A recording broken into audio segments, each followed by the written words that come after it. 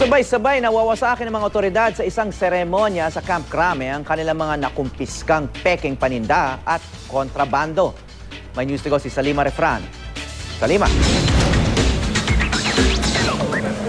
Hawi, libo-libo ang mga counterfeit items ang wawasakin dito sa Camp Crame.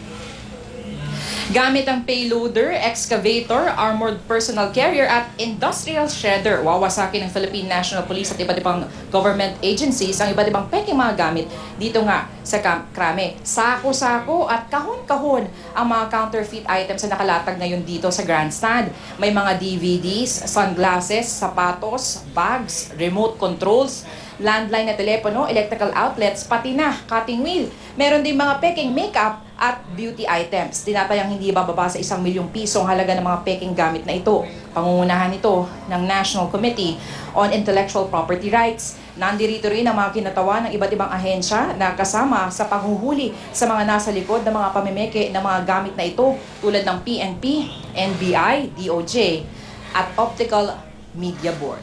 At yan nga ang latest mula dito sa Camp Crame. Howie? Okay, Salima, paano nila napili itong mga ilalagay dyan sa Camp Crame sa dami ng mga nakukumpiska, no? Saan ba galing ito? Sa Metro Manila lang ba itong mga peking paninda?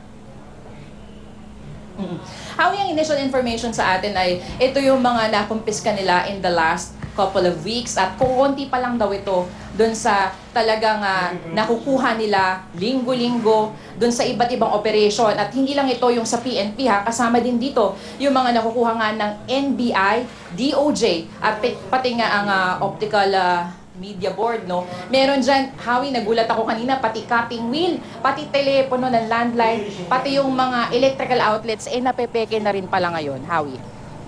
Okay, maraming salamat. Salima Refran.